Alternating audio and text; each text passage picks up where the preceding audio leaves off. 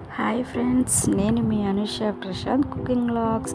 Please do subscribe my channel. ఆకులను తిన్న మేకలు కొండలు ఎక్కుతుంటే మేకలను తిన్న మనుషులు మంచాలు ఎక్కుతున్నారండి.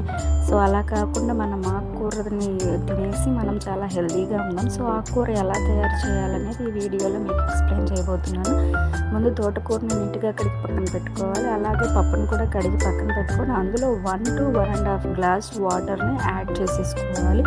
ఇప్పుడు తోటకూరని నీట్గా సన్నగా తరుముకొని దాన్ని కూడా పక్కన పెట్టుకోవాలి. అందులో ఎలాంటి పీచులు అలాంటివన్నీ లేకుండా నీట్గా క్లీన్ పక్కన పెట్టుకోవాలి. ఇప్పుడు మనం ముందుగా కడిగి అలాగే సన్నగా తరుముకున్న టమాటాలను కూడా సన్నగా తరుముకోవాలి. అలా సన్నగా తరుముకున్న టమాటాలను కూడా పప్పులో యాడ్ చేయాలి. 1 టేబుల్ స్పూన్ ఆఫ్ పసుపు, 1 టేబుల్ స్పూన్ ఆఫ్ కారంని యాడ్ చేసేసి కుక్కర్ని లిడ్ పెట్టేసి దాన్ని క్లోజ్ చేసేసేయండి.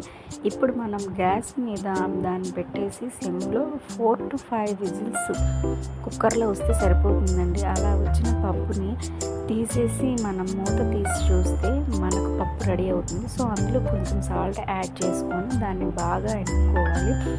సో పప్పు బాగా ఎన్నుకొని తినే వాళ్ళు ఇష్టపడే వాళ్ళు కొంతమంది ఉంటే పప్పుని అట్లా పప్పుగా తినడం అనేది ఇష్టపడే వాళ్ళు మరికొంతమంది ఉంటారు. సో మీకు ఇష్టమైన కన్సిస్టెన్సీలో మీరు దాన్ని ఉంచుకోవాలి. మాకైతే ఇలా మెత్తగా కావాలి కాబట్టి మెత్తగా చేసుకున్నాము. ఇప్పుడు ప్యాన్ పెట్టుకొని అందులో 1 spoon 2 table spoon oil add చేసేసుకొని అందులో పోపు అండ్ ఆనియన్ కూడా యాడ్ చేసేసుకోవాలి. యాడ్ చేసేసుకుని వాటిని బాగా ఫ్రై అవనివ్వాలి. అలా ఫ్రై అయిన తర్వాత అందులో 1 to 2 ఎండుమిర్చిని కట్ చేసి దాంట్లో వేసేసుకోవాలి. ఇప్పుడు మనం దంచి పట్టుకున్న వెల్లుల్లి కూడా యాడ్ చేసేసి కరివేపాకు రెమ్మల్ని కూడా 4 to 5 కరివేపాకు రెమ్మల్ని కూడా యాడ్ చేసేసుకొని వాటిని బాగా ఫ్రై అవ్వాలి. మొత్తం బ్రౌన్ కలర్లోకి వచ్చేలాగా, లైట్ బ్రౌనిష్ కలర్లోకి వచ్చేలాగా ఫ్రై అవ్వాలి. అలా ఫ్రై అయిన దానిలోకి మనం వెనుపుకొని పక్కన పెట్టుకున్న పప్పు ఉంది కదా, సో ఆ పప్పుని యాడ్ చేసేసేయండి.